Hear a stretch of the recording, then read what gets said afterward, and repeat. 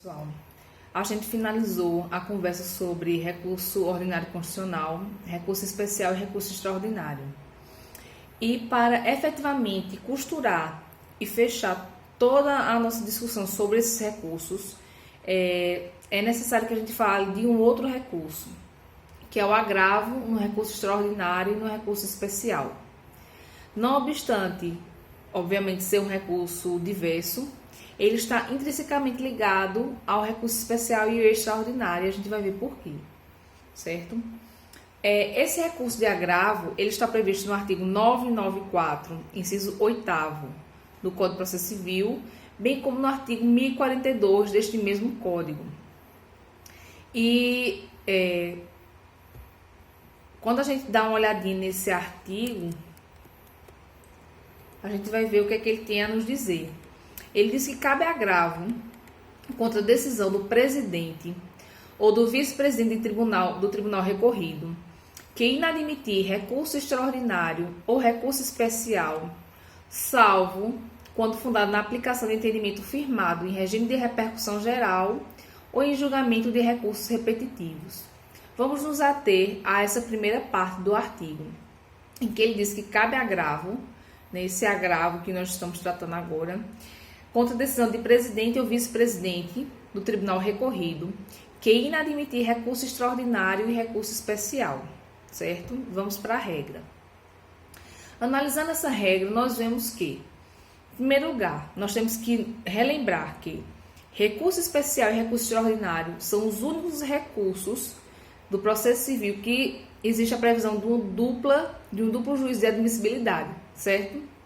Os demais recursos sua admissibilidade é apenas verificada quando ele sobe para o órgão ad quem. E o recurso extraordinário especial, a sua admissibilidade, ela é primeiro analisada no tribunal de origem, que proferiu o acordo recorrido, e se passar por esse primeiro juízo de admissibilidade, é remetido para o STF ou o STJ, dependendo do caso, certo? Então, o que isso quer dizer?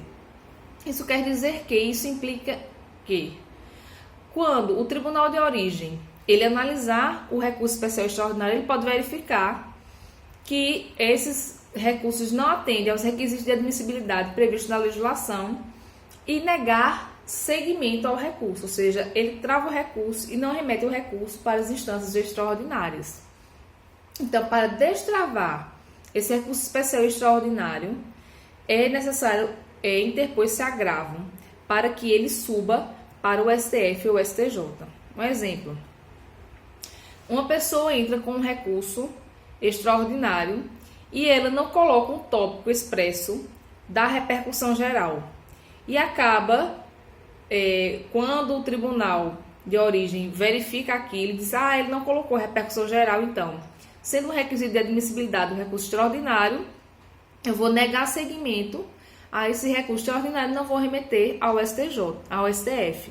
Só que o advogado, ele, obstante não ter aberto um tópico expresso com repercussão geral, ele, na sua fundamentação, no mérito, nas razões de recurso, ele efetivamente tratou da repercussão geral, disse porque aquela questão constitucional, ela era uma questão relevante na seara social, política, jurídica ou econômica, e efetivamente comprovou, ou pelo menos colocou a discussão sobre a repercussão geral no recurso, não obstante não ter colocado expressamente um tópico com este nome.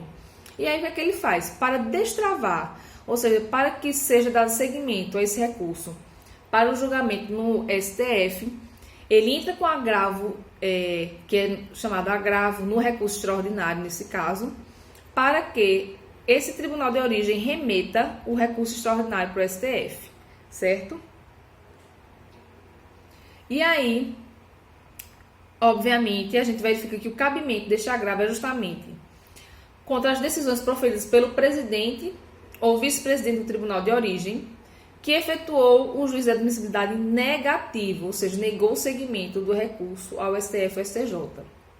Se o juízo de admissibilidade for positivo, não existe recurso contra essa decisão, certo?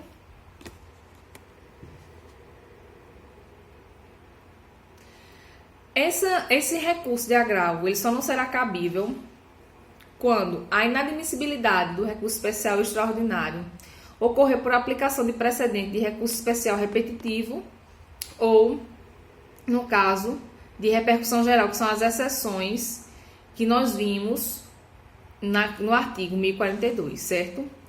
Não caberá este agravo.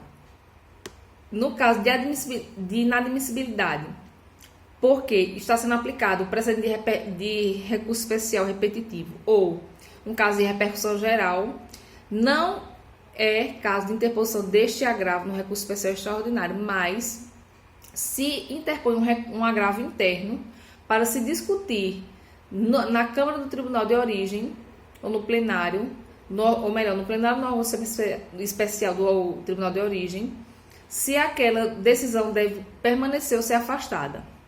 Um exemplo, vamos visualizar isso no caso concreto. Eu entrei com um recurso especial extraordinário e aí o presidente ou vice-presidente do Tribunal de Justiça de Pernambuco, ao analisar a minha petição, ele vai dizer não,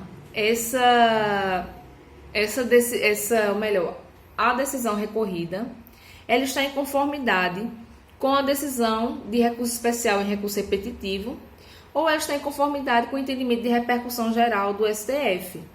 E o recurso está em dissonância com essas decisões. Então, ele nega seguimento ao recurso. Nesses casos, certo? Em que a exceção prevista no artigo 1042, no final do artigo, vai caber o que o recorrente pode fazer, já que ele não pode propor, ou melhor, interpor o agravo no recurso especial extraordinário para imediatamente remeter esse recurso para as instâncias extraordinárias. Ele pode entrar com agravo interno para que saia da decisão monocrática do presidente ou vice-presidente, seja remetido para o plenário do tribunal, para o órgão especial desse tribunal, e seja analisado se aquela decisão monocrática deve permanecer, e aí efetivamente os recursos não vão subir, ou se deve ser reformada e efetivamente ser remetidos os recursos para as instâncias extraordinárias, certo? Esse agravo, ele não é feito por meio de instrumento, ou seja, não são retirados documentos do processo para ser enviados somente aqueles documentos para as instâncias extraordinárias. Ele é processado nos próprios autos do processo em que foi proferida a decisão, ou seja, sobe tudo. Eu entro com esse agravo no recurso especial extraordinário, ele é juntado aos autos e aí remete-se tudo para o STF ou o STJ. Dispensa-se o preparo. Esse agravo no recurso especial extraordinário não precisa pagar custas, certo? Pela interposição. E o prazo também é de 15 dias. E aí, qual é o procedimento desse agravo no recurso extraordinário especial? Primeiro, a sua interposição vai ser endereçada ao presidente ou vice-presidente do tribunal de origem, certo? Ao receber esse agravo, o presidente ou vice-presidente ele vai intimar o recorrido para que dentro de 15 dias também ele apresente contrarrazões. E existe a previsão no artigo 1042, parágrafo 4º, de que o presidente ou vice-presidente que fez um juízo de admissibilidade negativo, ele se retrate dentro do período da contrarrazão, ou seja, nesses 15 dias que o recorrido tem para apresentar contrarrazões, o presidente ou vice-presidente pode voltar atrás e efetivamente admitir o recurso e enviar para os tribunais superiores, certo? Aí, quando ele efetivamente recebe essas contrarrazões, não se retrata, ele vai remeter ou para o STF ou para o STJ.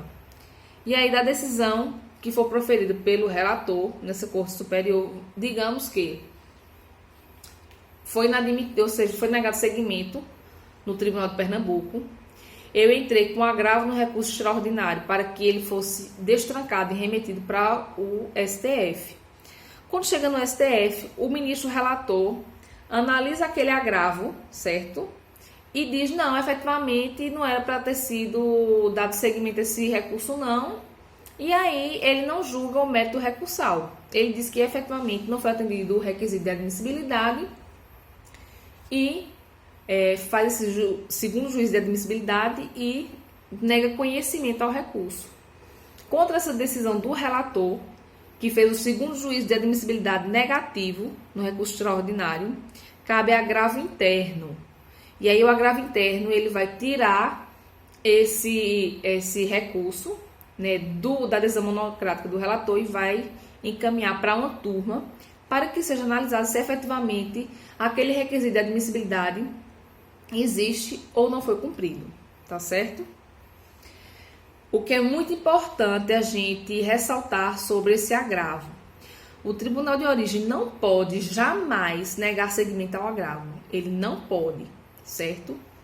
Ele não pode negar seguimento, ou seja, se o agravo tem algum defeito, efetivamente a ausência do requisito de admissibilidade no recurso extraordinário especial é flagrante, mesmo assim, ele não pode negar seguimento, ou seja, se ele recebeu o agravo no recurso especial extraordinário, foi apresentadas as contrarrazões, ele tem a obrigação de enviar para a Corte Superior, certo?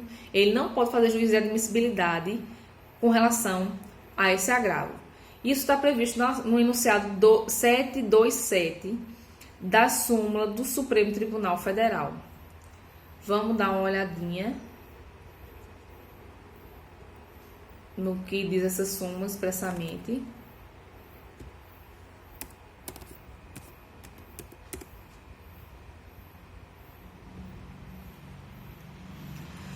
O enunciado 727 da súmula do STF diz que não pode o magistrado deixar de encaminhar ao Supremo Tribunal Federal o agravo de instrumento interposto da decisão que não admite recurso extraordinário, ainda que referente à causa instaurada no âmbito dos juizados especiais.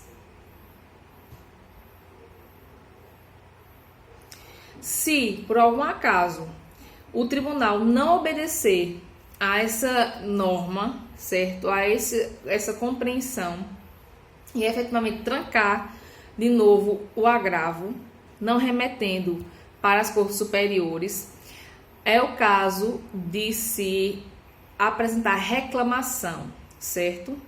Essa reclamação vai ser apresentada porque não vai ter sido assegurado, não vai ter sido obedecido e preservado a decisão do STF e do STJ, entendendo que esse agravo deve ser julgado pelas instâncias superiores, ou seja, vai ter sido usurpada a competência dos tribunais superiores nesse particular. Isso é previsto, inclusive, no enunciado 685 do Fórum Permanente de Processualistas Civis, que diz que cabe reclamação por usurpação de competências do Tribunal Superior contra a decisão do Tribunal Local que não admite agravo em recurso especial ou em recurso extraordinário. Então, o que é que a gente pode tirar de lição? Que esse agravo, esse recurso, que é o agravo no recurso extraordinário e especial, ele serve para quê?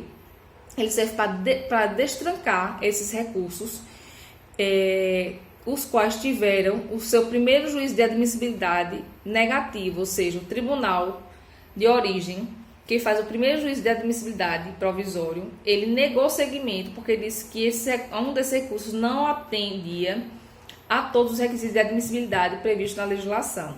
E aí, ele não remete esses recursos para o tribunal STF ou STJ, para que a pessoa destranque esses recursos e efetivamente eles consigam chegar nas instâncias superiores, interpõe-se esse agravo no prazo de 15 dias para que suba e lá seja feito o segundo juízo de admissibilidade, que aí pode manter o primeiro juízo de admissibilidade feito e realmente negar conhecimento aos recursos, ou efetivamente reformar a decisão e aí analisar o mérito do recurso especial ou extraordinário.